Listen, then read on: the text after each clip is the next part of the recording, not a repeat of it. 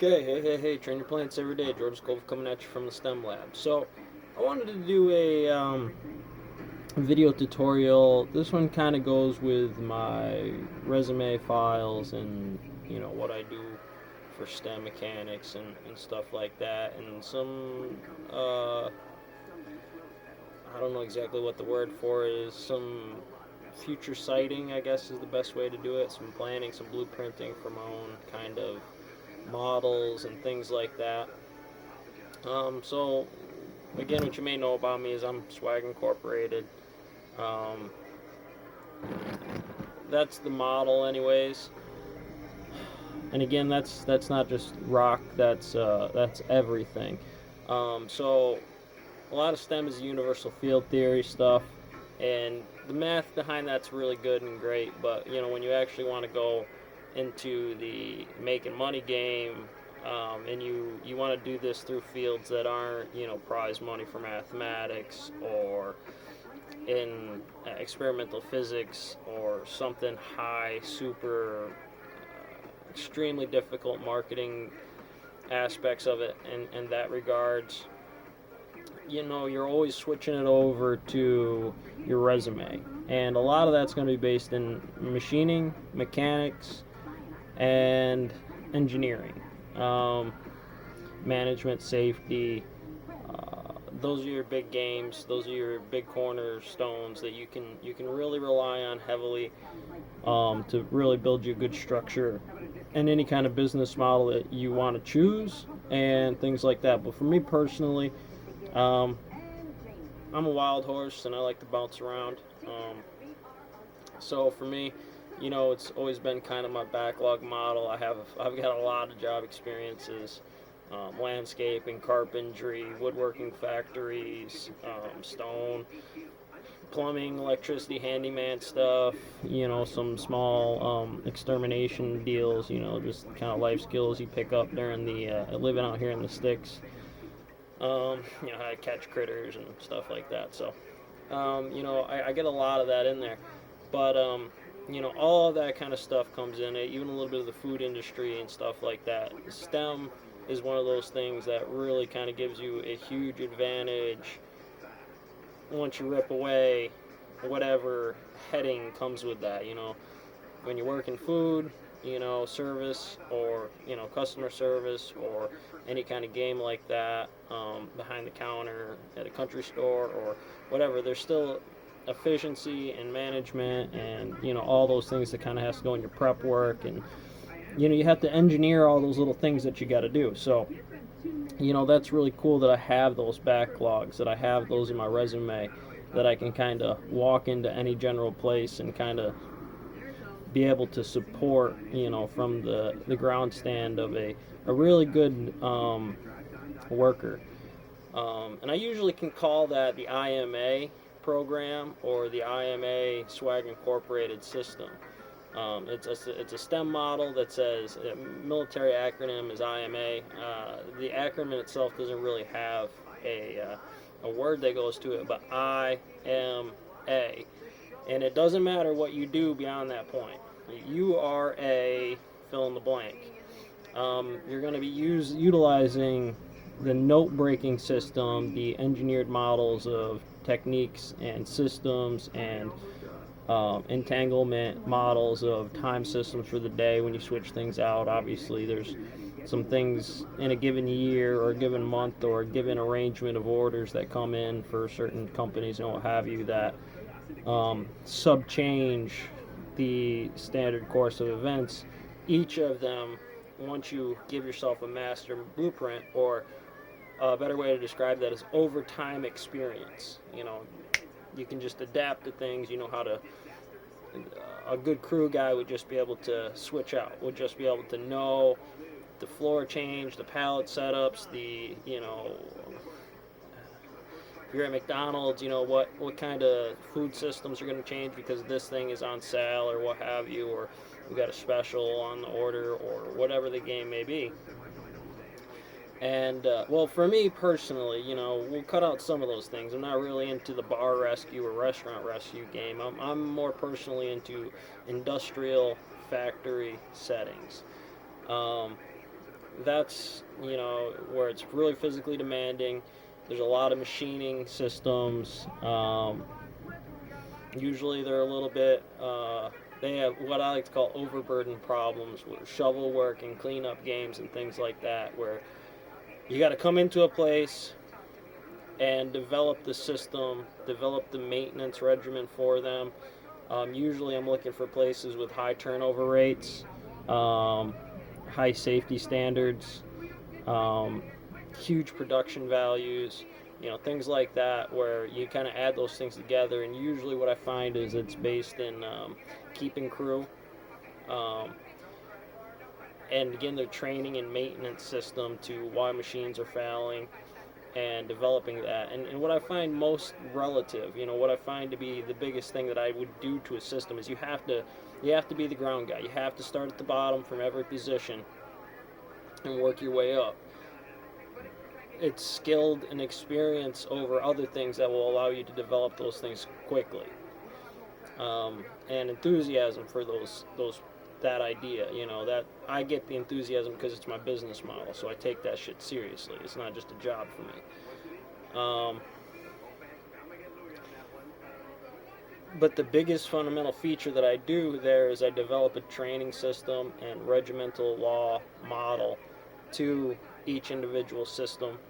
And and again, the Stone Docs have always been my go-to for that, for my kind of training on that, because they are hands down the most difficult in systems.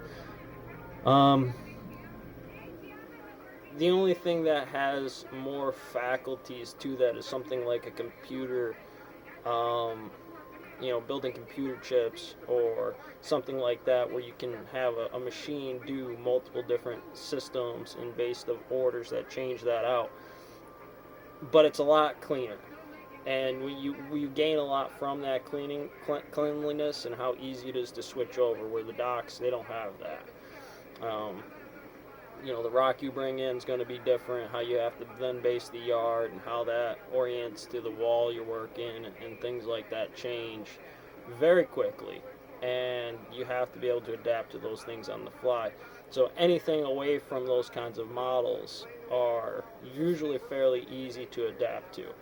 And I know you might not want to take my word for it. There's a lot of places I've been, IWC, Integrated Wood Components, Tompkins, Johnson and Rhodes, Devonian Stone, Napa Woodworking, landscaping services, and just, some local people that I've helped do some work for, rebuild stone walls and stuff like that. They don't seem like they're in that kind of wheelhouse, but they definitely are when you start to ask somebody, what kind of person is he? Is he a good worker? Do they listen to instructions? Can they follow multiple series steps processes without having to hammer down, ask questions every 10 seconds, or delay systems? You're looking for guys like that, because it's not the training system. What you're actually developing from S.W.A.G Incorporated when you bring somebody in to train your position after you've mapped it all out is to then develop those skills for that employee, because that employee is going to be safer. They're going to find more fulfillment in their job. They're going to be worth more. They're going to produce more. That makes that company a little bit better. Here I'm watching Bar Rescue is the idea. That's what S.W.A.G Incorporated essentially would be about. I'm helping struggling companies. They don't have to be at the verge. There's always room for improvement.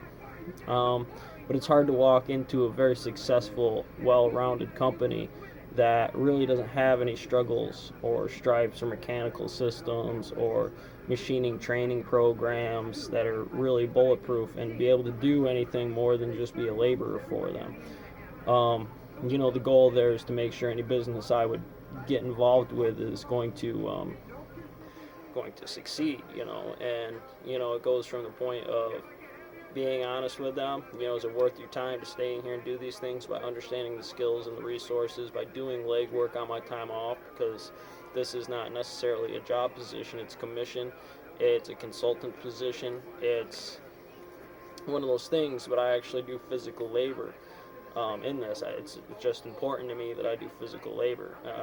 I don't think you can armchair lead like that and expect any kind of serious changes to do. So again, with STEM, as I work a station or a machine or any kind of given process in there, there's two main averages I'm looking for. I'm looking for the mean maximum gross, and I'm looking for what is the average kind of a situational performance.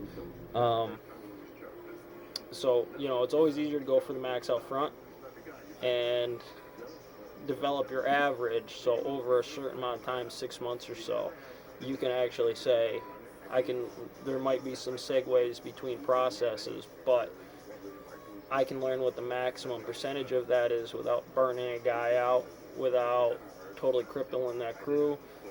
While looking at certain product developments, I can look at a pallet of rock and I can say, hey, well, raw average is it takes me 30 minutes to burn that thing out, and that's right around a good clip, whether it be 8-footers or 3-footers.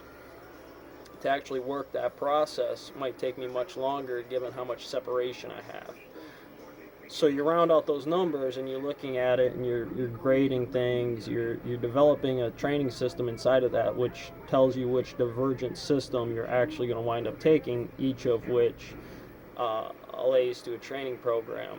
And then, once I get done with that, my tutorial, my learning curve for whatever position or multiple positions I might have to do that for, tread lines, gantry saws, equipment processes, even if it's splitting wood for a company or what have you, that the developed system is not, poorly managed, it's properly efficient and safe and frugal for the employees to, want to do what the company may ask them to do, with deadlines that you can't just be dragging your feet and doing nothing all day.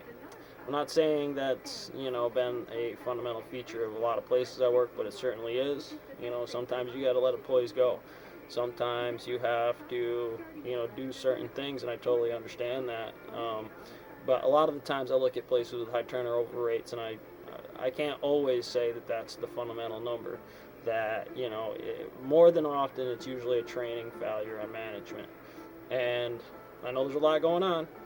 I don't mean to say anything slanderous to those kinds of models, but many of the places I've went, the reason I'd left in the past or reasons why I've watched other people leave is training. It's totally critical, absolutely fundamental, and without it, you can almost guarantee that you're going to have struggles and problems that can be easily avoided. So for me, again, a lot of the big cornerstones are physics, engineering, psychology. You got to take those ideas into consideration when you go about doing what I do for S.W.A.G Incorporated for a company. But the hard line has always been, you come in as a bulletproof worker that actually has the drive to want to be management. Most time, if you find a guy, if you're lucky enough to get a guy like that on the crew or girl, they're going to do well. They're going to want to achieve. They're going to want to do good things for the company. The idea is I get to leave when I'm done and train somebody in that place before I go off into the next one. We do this for commissions. I don't need to worry about one industry to the next. There is a window frame where, if I come in and I'm successful, that, you can't use that as your marketing right out the bat in case I need to go to another stone dock or something like that. You can't necessarily say that, you take that into consideration until I'm done with the next and several, especially with stone. I take that seriously. I have heart for the laborers all across the board, and if you start getting too crazy with all of them or go heavy with one of them, you can put a lot of guys out of business, and those guys are hardworking guys. And I take that idea very seriously. I'm not out here to make one business better than the other. I'm just here to make them efficient to what they can be. These are the companies where the maximum in these values and those positions can be. And sometimes it looks deceiving that, what I'm trying to do is give you a better marketing standpoint from that. And the truth of the matter is you always had it. You just didn't have the proper mechanics behind it or the proper training regimens. I make them obvious. So, catch you on the next one.